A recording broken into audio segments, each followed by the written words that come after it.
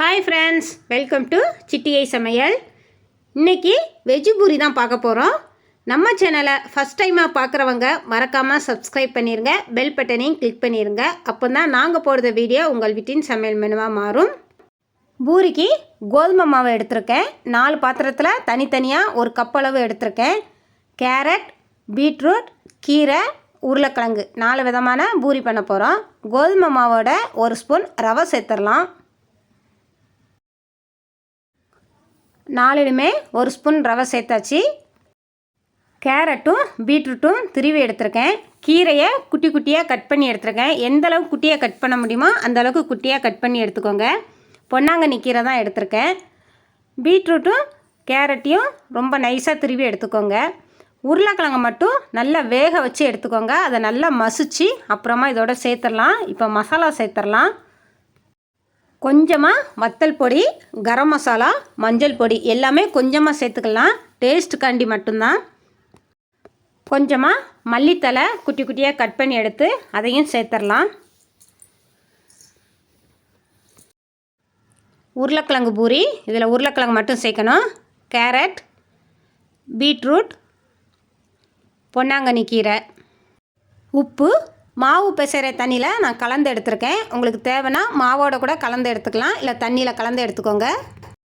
Carrot பூரிக்கும் beetroot பூரிக்கும் கொஞ்சமாக வத்தல் பொடி சேர்த்துடலாம். டேஸ்ட்டுக்காண்டி மட்டும்தான். ரொம்ப காரம் ஆகிட்டுனா குழந்தைங்க விரும்பி சாப்பிட மாட்டாங்க.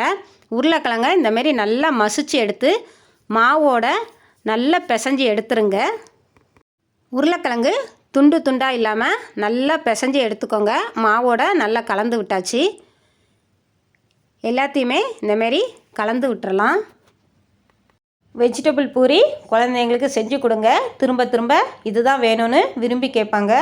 ஸ்கூலுக்கும் லஞ்சுக்கு கொடுத்து விட்டிங்கன்னா வீட்டுக்கு வந்ததுக்கப்புறம் சாதம் குழம்போட சாப்பாடு கொடுக்கலாம்.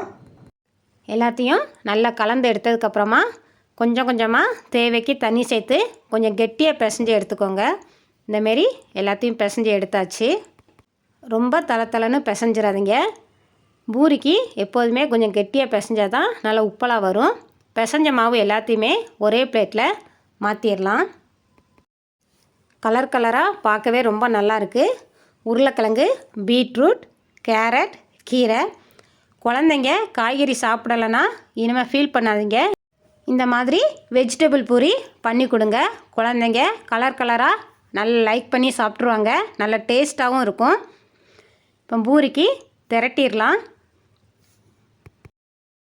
கொஞ்சமாக மாவு தூவி திரட்டி எடுத்துடலாம்.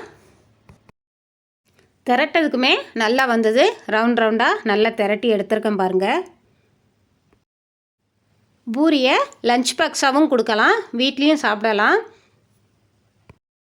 உங்களுக்கு வெஜிடபிள் பூரிங்கிறதுனால சைடிஷ் கூட எதுவும் தேவையில்லை. ப்ளெயினாக சாப்பிட்றது கூட அவ்வளோ டேஸ்ட்டாக இருந்தது.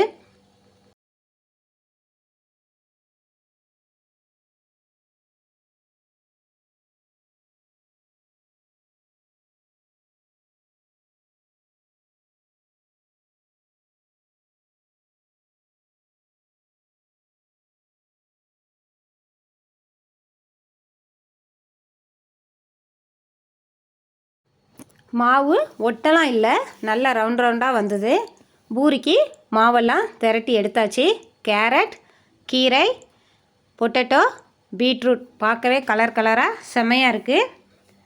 தேவைக்கு அடுப்பில் எண்ணெய் காய வச்சுருக்கேன். எண்ணெய் நல்லா காஞ்சிருச்சு. இப்போ பூரியை ஒவ்வொன்றா போட்டு எடுத்துடலாம். ஃபஸ்ட்டு கேரட் பூரியை போட்டுடலாம்.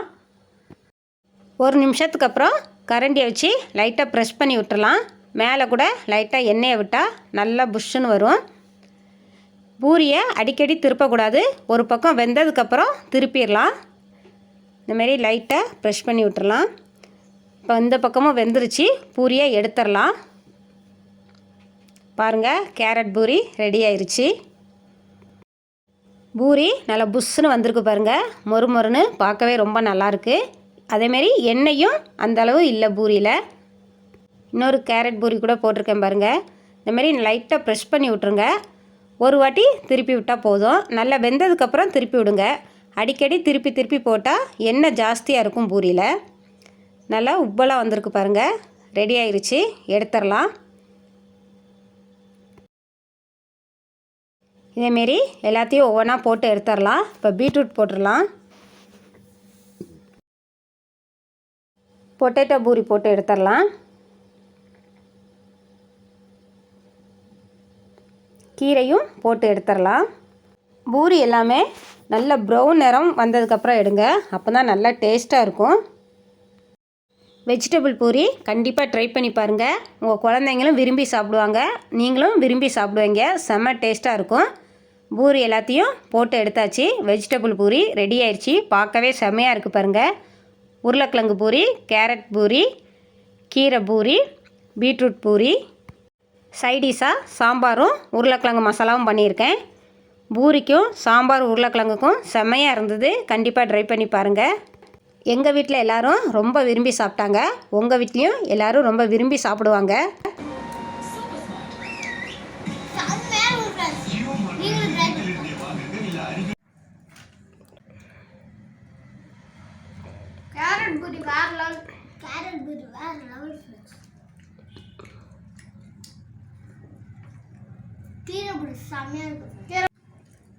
பீட்ரூட் பூரி செம்மையா இருக்கு.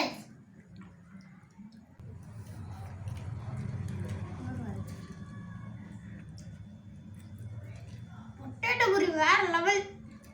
உருளைக்கிழங்கு மசாலா பூரி வேற லெவல். ஃப்ரெண்ட்ஸ் ட்ரை பண்ணி பாருங்க.